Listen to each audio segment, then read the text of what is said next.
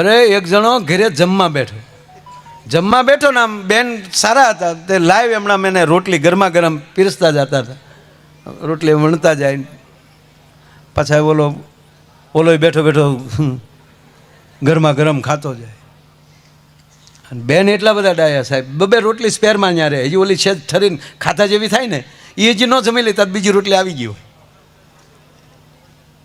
બેન એટલા ડાયા. એમાં ઓલે રોટલી તોડી તો એમાં વાળ નીકળ્યો. આ રોટલીમાં વાળ ને આ બધું લગ્ન પછી 20 વર્ષે દેખાયો. તાજા હોય ત્યારે કચ્છું ન દેખાય. હા, તું મારી છે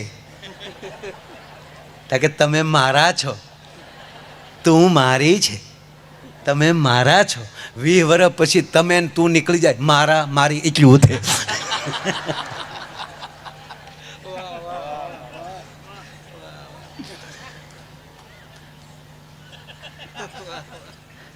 રોટલી વાળ આવ્યો ને અમુક તો ઉપરલી ખીજાવા હાટું જ આવ્યા હો. અમુક તો એવા ખીજાતા હોય આપણે એમ થાય કે હદ કર્યા ને. એક છોકરાનું એનો બાપો એટલું મારે, છોકરો તે તમને કહું કેટલા વર્ષનો હોય છે, કેટલા વર્ષનો કહેવું, 17 વર્ષનો ઢગો, હતરેશ 17 વર્ષનો, એને એના બાપા મારે એટલે કેવું ભૂંડું લાગે. ઓલોય પાડા ઘોડે કરે, એ બાપા વેવા દો. દર્શનાબેન વાઘેલાને ગણેશજીના સિક્કાની ભેટ શ્રી કૌશિકભાઈ નાખતે. હવે સિક્કાની ભેટ છે ને અમે ગામની દીકરીઓ તે રહી છે ના કાકાએ. એ દીકરીઓને જે ભેટ આપવાની છે એ જ ભેટ દીકરી તરીકે આપવાની. બહુ સરસ. વાહ, આપણે 17 વર્ષ હતા ને, હા વળજો, 17 વર્ષનો ભડભાદન, એને એનો બાપો મારે. પાડોશી કૂદીને આવ્યા, કૌશિકભાઈ જેવા હારા માણા ભાળી ગયા. ક્યાં ગયા એ પાછા? હા, એક ગયા એને કે ભાઈ છોકરાને શું કામ મારો છે? આવો જુવાન છોકરો 17 વર્ષનો શું કામ મારો? તા કે આવતીકાલે મારા દીકરાનું 12માનું પરિણામ છે. 12માની પરીક્ષા આપેલી છોકરે, આવતીકાલે 12માનું પરિણામ આવવાનું છે એટલે. તક પણ આવતીકાલે છે તો આજ હું કામ મારો છો? તક કાલે હું 12 ગામ જવાનો છું. કેટલો બાપુજીને ભરોસો છે કે ઉડ્યો જ હોય ને એટલે આજ ભૂકા કાઢ લો. એમાં એમ રોટલી તોડી અંદરથી વાળ નીકળ્યો ને મીડો રાડ્યું નાખવા. આખું છે કોડિયું છે, આ વાળ આવ્યો રોટલીમાં. તેની પત્નીએ કીધું તો પણ મૂકી જો ને બાજુમાં, હું રોટલી બનાવું છું, બીજી આવે જ છે, મૂકી જો સાઈડમાં. મૂકી ગયો એટલે રોટલી આમ બગાડવાની? આવી રીતે લોટ બગાડવાનો? અમુક તો લોભીના પેટના હાવ મારા. હા હા, હાવ લોભીની પરાકાષ્ઠાનો છેલ્લો હાવ. આનાથી કોઈ લોભી ન હોય એવો સાહેબ એક દાખલો, નાની એવી વાતો, હાવ પતલી વાત. હાવ એનો બંગલો હળગતો હોય ને તો ફાયર બ્રિગેડ વાળાને મિસ કોલ કરે. આનાથી બીજો લોભીઓ કોઈ હોય જ નહીં સાહેબ. હાવ પાતળી વાત છે. એટલે ખીજાણો આવી રીતે લોટ બગાડવાનો. એની પત્ની કીધું તમને પગે લાગો, મૂકી ગયો ને હવે આવી ગયો છે તો હવે બપોર છે, ગરમી છે, અને મારો હાથ જ આમ ને હવે તો ઉંમર એટલે વાળ ખરતા હોય. હા,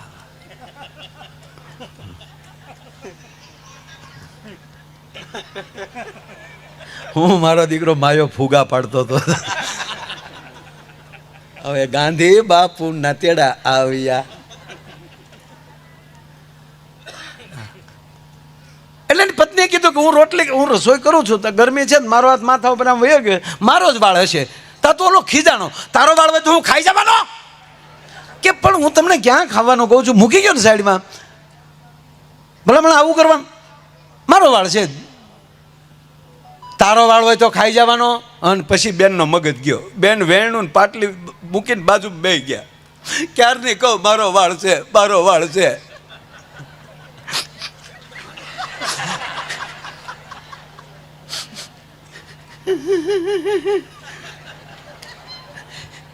મારો વાળ છે.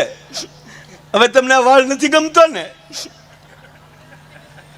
ગુગુ જોવા આવ્યા ત્યારે કેટલું આખું ઘર ડાયું થતું હતું અને આની મમ્મી તો પાછી કેટલું બોલતી, અમારા દીકરાને ઇંગ્લિશ સિવાય ફાવતું નથી.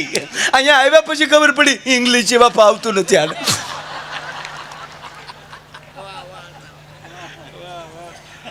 અને ક્યારની કહો મારો વાળ છે, મારો વાળ છે. હવે મારો વાળ ગમતો નથી જ તમને. આમણે લે ગુગુ આજ વાળ ઉપર તમે એકવાર ગીત ગાયેલા છે, એ રેશમી ઝુલ્ફે ને શરબતી આંખે. અને આ તમારો પ્રેમ ક્યાં મરી ગયો? ભલા મને પ્રેમ હોય તો વાળ હું અંબોડાય હોય તો ગળકી જાય. ઓલો ખાઈ ગયો ભલે ભલે ભલે ભલે ભલે કરે.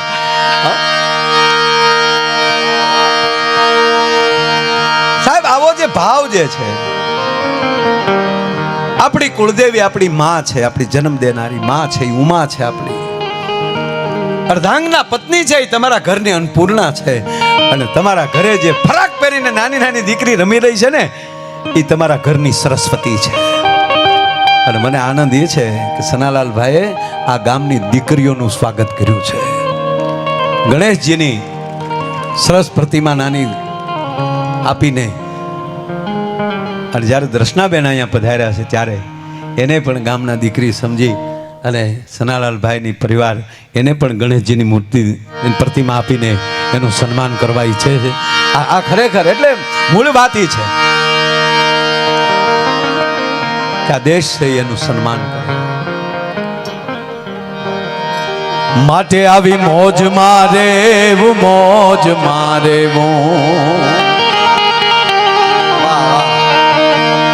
સરસ મજાનું સન્માન થઈ રહ્યું છે. ગુજરાતના મંત્રીનું સન્માન થઈ રહ્યું છે, શહેરી વિકાસ મંત્રીનું સન્માન થયું છે. તાળીઓથી વધાવો છે.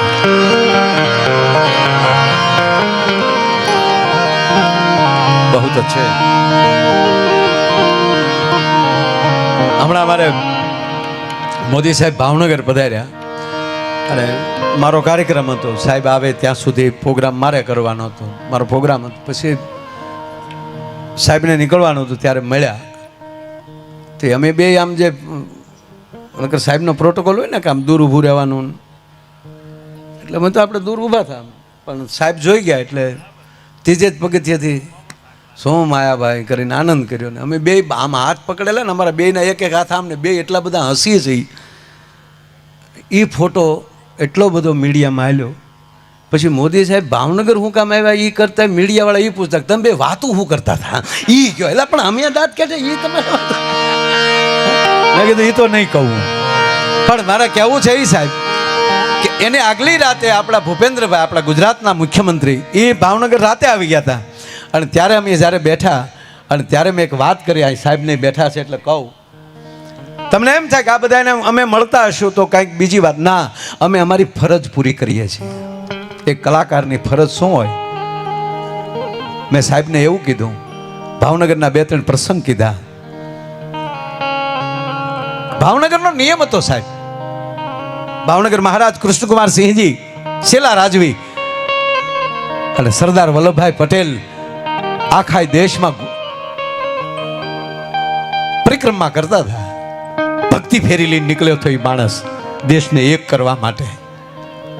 અને જ્યારે ભાવનગર પધાર્યા ને ત્યારે 1800 પાદરના ધણી કૃષ્ણકુમાર સિંહજીએ એનું સ્વાગત કરી અને એટલું કીધું હતું કે વલ્લભભાઈ પહેલા વહેલા 1800 પાદર હું તમને આપું છું.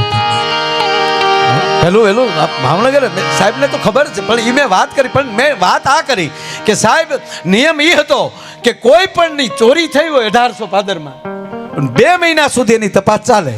અને 2 મહિનામાં એ ચોરી કરેલો માલ ન પકડાય તો જે વસ્તુ જે ચોરાણું હોય એ જે વસ્તુ કે ભાવનગર 3 મહિને આપી દેતું હતું. ભાવનગરના રાજમાંથી મળી જાય. પછી સાહેબ આઝાદી આવી ગઈ. સાંભળજો. અને અમારા દિહોરના એક ખેડૂના દીકરાની ખબર નહોતી કે આઝાદી આવી ગઈ, એને ખબર નહોતી. અને મહારાજ સાહેબને કૃષ્ણકુમાર સિંહજીને મદ્રાસના રાજ્યપાલ ગવર્નર બનાવ્યા હતા ત્યારે, આઝાદી આવી ત્યારે. એટલે આને ચોરી થઈ, એ નીલમબાગમાં આવી, રાજદરબારમાં આવી, જે પરિવારમાં આવીને લખાવી ગયા હતા. પછી આ ધક્કા ખાય એટલે જ્યારે જાય ત્યાં કે તો બાપુ તો મહારાજ સાહેબ તો મદ્રાસ છે. એ 3 મહિના થયા ત્યારે ખેડૂએ કીધું કે મને એ તો કહો કે મહારાજ સાહેબ ક્યારે આવશે? ત્યાં કે નક્કી ન હોય ભાઈ, એ તો હવે મદ્રાસ રહે છે. અને આ માણસ ટ્રેનમાં બેસતો બેસતો 15 દિવસે મદ્રાસ પહોંચ્યો. આ ખેડૂ નાજીને કોઈએ કીધું કે ભાવનગર વિસ્તારના એક ખેડૂ ભાઈ આવ્યા છે અને સર આપને મળવું છે. એટલે મહારાજ સાહેબને એવું થયું કે કદાચ આ બાજુ રામેશ્વર કે દક્ષિણ બાજુ કંઈક યાત્રાએ આવ્યા હશે, એટલે બોલાવો એને બોલાવ્યા. મહારાજ સાહેબે કીધું પધારો. યાત્રાએ આવ્યા હતા બાપા? ના, આપને મળવા આવ્યો છું. મને મળવા? હા બાપુ. મળવાનું કારણ? બાપુ 3 મહિના થઈ ગયા મારા બળદ ચોરાણા. 3 મહિના થઈ ગયા. હા બાપુ, હું નીલમબાગમાં જાઉં, આપના દરબાર ભાવનગર જાઓ અને તો એમ કે બધા મદ્રાસ છે, એટલે બાપુ અહીંયા તમને કહેવા આવ્યો. 3 મહિના થઈ ગયા, હવે મને મારા બળદની રકમ મળી જવી જોઈએ. કેટલાના હતા એ વખતે? 100-150 રૂપિયાની બળદની જોડ. એટલાના રકમ આપી મહારાજ સાહેબે. લે ભાઈ, આવવા જવાનો ખર્ચો આપ્યો. આ ભૂપેન્દ્રભાઈ મેં બેઠા બેઠા વાત કરી છે. ઋષિકેશભાઈ બેઠા હતા, જીતુભાઈ વાઘાણી હતા, કનુભાઈ દેસાઈ હતા. સાહેબ, આ રાજાઓની વાતો આઝાદી વયા ગયા પછી હજી અમારા હૃદયમાંથી નીકળતી નથી. એટલા આપી દીધા, રકમ આપી દીધી. પછી મહારાજ સાહેબે કીધું કે તારા બળદકાર જ ચોરાડા હતા કે બાપુ રાતે નિરણ કરી વાડીએ અને હું સૂઈ ગયો અને મને નીંદર આવી ગઈ એટલે રાતના મારા બળદ ચોરાડા. એ કે તારા બળદ રાતના ચોરાડા ને? તાકે હા. તાકે હા ભાઈ ભાઈ, અમે તો જાગતા હતા ને 1800 પાદર આપી દીધા. હવે હું રાજા નથી, હું તમારી જેવી રહી જ છું, પણ તમે મારી પાસે આવ્યા છો. એટલે એમ કરીને બે ત્રણ જે વાત જે કરી. હવે મહારાજ ગામમાંથી શ્રાવણ મહિના પહેલા હું ને જીતુભાઈ, આપ સાહેબ જ્યારે પધાર્યા ત્યારે અમે મારી ગાડીમાં, જીતુભાઈ ત્યારે 3 વર્ષ પહેલા શિક્ષણ મંત્રી હતા. અને જીતુભાઈને અમે આ 2 મહિના પહેલાની વાત કરું. મારા ગામની સ્કૂલ પાસેથી અમે નીકળ્યા અને મારા ગામના વિદ્યાર્થી જોઈ ગયા તો સાહેબ વિદ્યાર્થી બોલ્યા કે આપણા શિક્ષણ મંત્રી જાય. એટલે ભૂપેન્દ્રભાઈને એમ કહેતો હતો કે સાહેબ એ 3 વર્ષ વયા ગયા હોય, છોકરાઓને ન ખબર હોય, છતાં વિદ્યાર્થીને ખબર હોય કે આ મારો શિક્ષણ મંત્રી છે. એમાં દેશનો કિસાન દોડવો જોવે કે મારો કિસાન મંત્રી જાય છે, મારો કિસાન મંત્રી જાય છે. આવી વાત કરી તો આ વખતે એને કિસાન મંત્રી બનાવ્યો. મારો કહેવાનો અર્થ, એટલે મેં એ કીધું કે એવી સાપુ મૂકતા જાઓ. પાત્ર તમને મળ્યું છે, તમને એવી રીતે ભજવી લ્યો. મને કલાકારીનું પાત્ર મળ્યું છે, મારે ભજવી લેવાય તમારે સામે. પછી હું અહીંયા આવીને એમ કહું મને મૂડ નથી ને. એક બાજુ ડોક્ટરે એવું કીધું હુમલો ચાલુ છે, તાત્કાલિક નીકળવું પડે. મેં કીધું મારું ઓડિયન્સ આવી ગયેલું છે અને હવે તમે મને કહો કે અહીંયા એડ મૂકી નો મેળ આવે સાહેબ. મને મારો કાર્યક્રમ પહેલા કરી લેવાય કે મારી ફરજ ન ચૂકવા દે. મૃત્યુ તો છે એકવાર, પણ મોકો જે મળ્યો છે આવી રીતે અહીં બેસવાનો. ચનાલાલભાઈ પરિવારને મારા પરિવારને હું લેના દેના? હું આયરનો દીકરો ત્યાં રહું. અહીં શું કામ? એક મને ફરજ ભગવાને આપી છે અને મને અહીંયા બેસવાનો મોકો આપ્યો છે, એ મારે ભજવી લેવાય.